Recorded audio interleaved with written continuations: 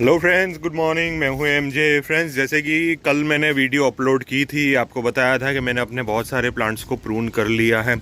सिर्फ ऊपर ऊपर से मैंने ब्रांचेस बहुत सारी रखी हुई है। इस बार ज़्यादा ब्रांचेस कट नहीं की है। जो बहुत ज़्यादा पतली ब्रांचेस थी उसको मैंने कट किया है, और उसके अलावा थोड़ी मीडियम थिकनेस वाली ब्रांचेस वगैरह थी, वो सारी ब्रांचेस मैंने रहने दी है।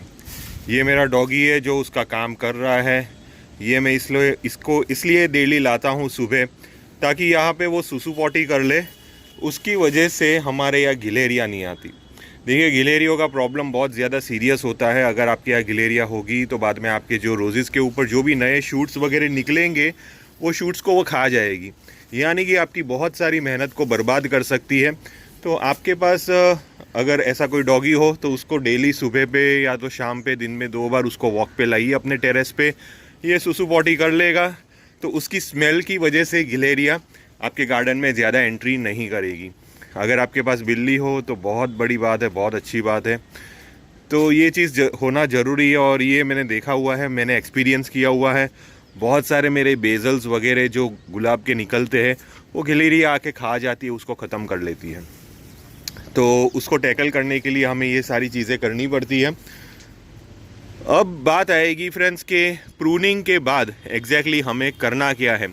प्रूनिंग के बाद क्या करना है, ये बहुत बड़ी चीज़ है, क्योंकि प्रूनिंग के बाद अगर आप थोड़ी मिस्टेक कर लोगे, उसकी वजह से आपका जो प्लांट है वो डाई बैक कर सकता है। तो प्रूनिंग के बाद एग्जैक्टली सबसे पहली मिस्टेक तो आपको ये नहीं करनी है कि फर्टिलाइज़र देना शुरू कर ले। बहुत सारे लोग करते हैं। देखिए, हमें हर एक का अपना अपना एक तरीका होता है। हर एक के प्लांट की कंडीशन भी अलग होती है। प्लांट की कंडीशन मैटर करती है। अगर आपके प्लांट की कंडीशन बहुत अच्छी है, प्लांट बहुत ज़्यादा पुराना है, उसके ऊपर आप कुछ भी कर लें, प्लांट ईजिली मरेगा नहीं, प्लांट सब कुछ झेल लेगा और बाद में आगे ग्रो करना स्टार्ट कर देगा। लेकिन अगर आपके प्लांट नए हैं, 1 साल 2 साल के प्लांट है, 3 साल के प्लांट है, तो उसको थोड़ा सोच समझ के आप अपने प्लांट को ट्रीट करिए, ताकि वो धीरे धीरे धीरे करके अपनी ग्रोथ कर सके, वो डाईबैक ना हो, अपने रूट सिस्टम डेवलप कर सके, ये सारी चीज़ें वो कर सके। तो सबसे पहली चीज़ फ्रेंड्स, हमें ध्यान रखना है कि प्रूनिंग के बाद तुरंत फर्टिलाइज़र मत देना है। तो अभी प्लांट फर्टिलाइज़र लेने के लायक नहीं है। हमने प्लांट के ऊपर कटिंग वगैरह की है, प्लांट अपने आप को हील करने की कोशिश कर रहा है। प्लांट अभी स्ट्रेस में चला गया है, क्योंकि हमने प्लांट को चोट दी है। कटिंग करना मतलब एक टाइप की चोट होती है प्लांट के लिए।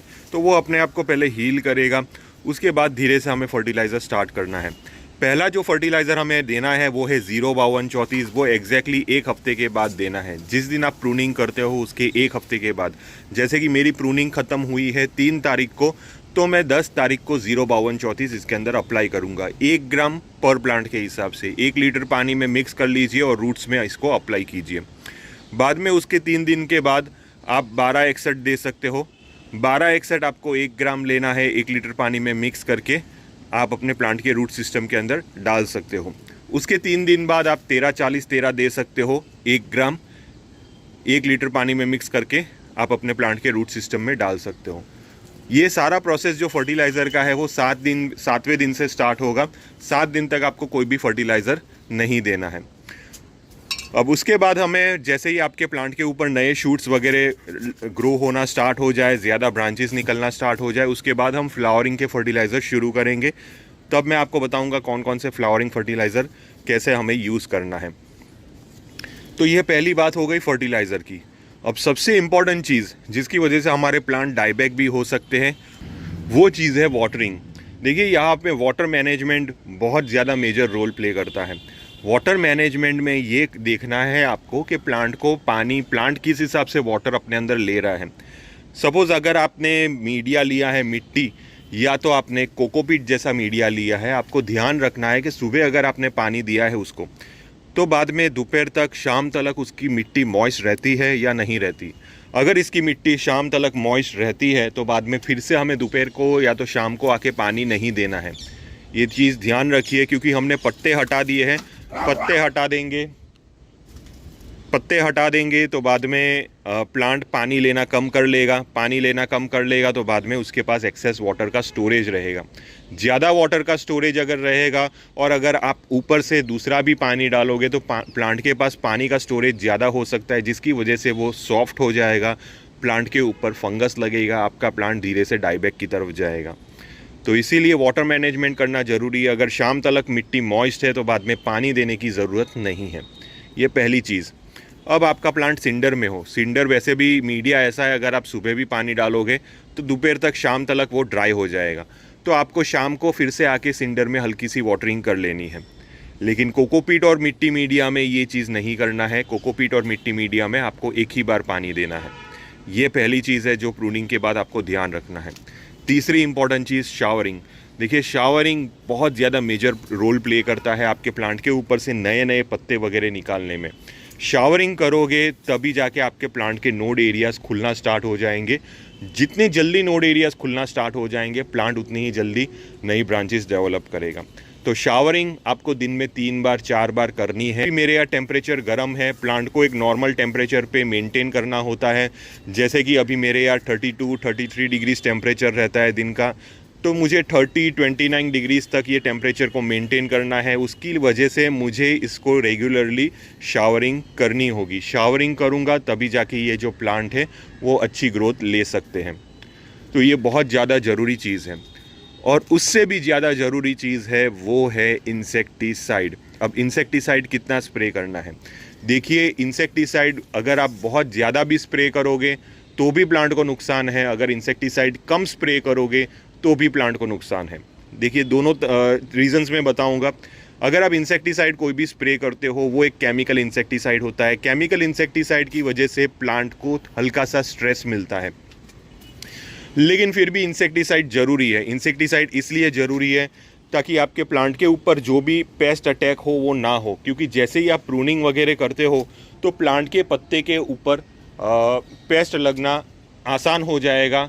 आप अपने देखोगे थोड़े दिन के बाद, अगर आपने इंसेक्टिसाइड स्प्रे नहीं किया है तो प्लांट के ऊपर थ्रिप्स वगैरह आपको देखने को मिलेगा। तो ये चीज़ बहुत ज़्यादा ज़रूरी है कि आपको इंसेक्टिसाइड स्प्रे करना है। कितना स्प्रे करना है डिपेंड करता है आपके प्लांट की ग्रोथ के ऊपर।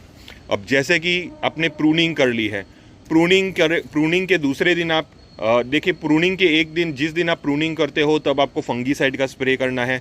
उसके ठीक दूसरे दिन आपको अपने प्लांट के ऊपर एमिडाक्लोप्रिड का स्प्रे कर लेना है। एमिडाक्लोप्रिड हुआ या तो रोगौर हुआ, ये थ्रिप्स के लिए बहुत अच्छा इंसेक्टिसाइड है।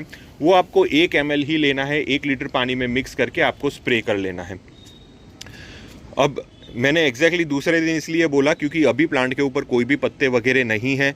प्लांट के ऊपर पत्ते नहीं है तो बाद में प्लांट को इंसेक्टिसाइड का ज़्यादा स्ट्रेस नहीं लगेगा। प्लांट के ऊपर थ्रिप्स अभी भी हो सकते हैं। अगर आप सोचोगे कि पत्ते तो है नहीं तो थ्रिप्स कहाँ से हो गए, ऐसा गलत सोच रहे हो। प्लांट की जो ब्रांचेस वगैरह रहती है, नोड एरियाज़ वगैरह रहते हैं, वहाँ पे थ्रिप्स के अंडे वगैरह वो अपना डेवलपमेंट शुरू ही कर लेते हैं। तो ऐसी कंडीशन में अगर आपके प्लांट के ऊपर अभी भी लीव्स निकले नहीं हैं तो सबसे पहले आपको इंसेक्टिसाइड स्प्रे करना है। बाद में उसके ठीक 3 दिन 4 दिन बाद फिर से आपको इंसेक्टिसाइड स्प्रे करना है, क्योंकि 3-4 दिन में भी अभी नोड एरियाज़ उतने जल्दी खुले नहीं होंगे। तो 3-4 दिन के बाद आप फिर से इंसेक्टिसाइड का स्प्रे करिए। बाद में आपको देखना है कि इंसेक्टिसाइड स्प्रे करना आपको 3-4 दिन में है कि 1 हफ्ते में एक बार करना है। ये आपको देखना है कि आपके प्लांट के लीव्स डेवलप होना शुरू हो चुके हैं या नहीं हुए। अगर आपको लगता है कि प्लांट के लीव्स पत्ते डेवलप होना शुरू हो चुके हैं तो अब आपको इंसेक्टिसाइड वीकली एक बार कर लेना है। तो ये चीज़ ध्यान रखिए। लीव्स निकलना स्टार्ट हो गए फिर भी आप 3-4 दिन में एक बार इंसेक्टिसाइड स्प्रे कर रहे हो तो वो लीव्स के ऊपर स्ट्रेस पड़ेगा, तो ऐसा नहीं करना है हमें। तो आप 7 दिन में एक बार इंसेक्टिसाइड स्प्रे करिए। अगर आपके प्लांट के ऊपर लीव्स नहीं है तो 3-4 दिन के गैप में स्प्रे करिए। तो ये एक चीज़ ध्यान रखिए, प्रूनिंग के बाद ये चीज़ आपको करनी होगी।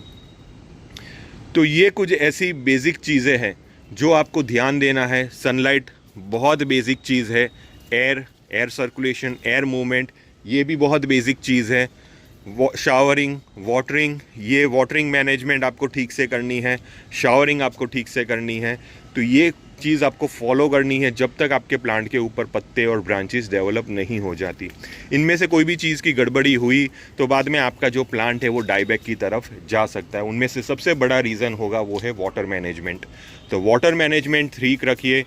मिट्टी को हमेशा मॉइस्ट रखिए। ऐसा नहीं है कि मिट्टी को ड्राई करना है। मिट्टी को, अगर आपकी प्लांट की मिट्टी मॉइस्ट है तो उसको ज़्यादा पानी भी देने की ज़रूरत नहीं है। अगर आपके प्लांट की मिट्टी ड्राई है तो सबसे पहले पानी दे दीजिए। तो ये एक चीज़ ध्यान रखिए, वाटर मैनेजमेंट ठीक रखिए, आपका जो प्लांट है वो डाई बैक नहीं होगा। और सबसे इम्पोर्टेंट और बॉटम लाइन, मैं हर बार वो वीडियो में नहीं बोलूँगा, लेकिन अभी इनिशियल्स ये वीडियो में आपको बता रहा हूँ कि एसिडिक वाटर आपको हर 3 दिन में एक बार प्रोवाइड करना ही करना है। प्रूनिंग के बाद भी और लगातार आपको पूरे सीज़न आपको ये एसिडिक वाटर प्रोवाइड करना है। इससे आपके प्लांट की पीएच मेंटेन रहेगी। तो अगर आपको किसी भी टाइप का कन्फ्यूजन हुआ ये टॉपिक से रिलेटेड, तो आप प्लीज़ मुझे टेलीग्राम ग्रुप में कांटेक्ट कर सकते हो, मुझे टैग करिए टेलीग्राम ग्रुप में ताकि मैं आपको रिप्लाई दे सकूँ। टिल देन के लिए थैंक यू फ्रेंड्स और हैप्पी गार्डनिंग।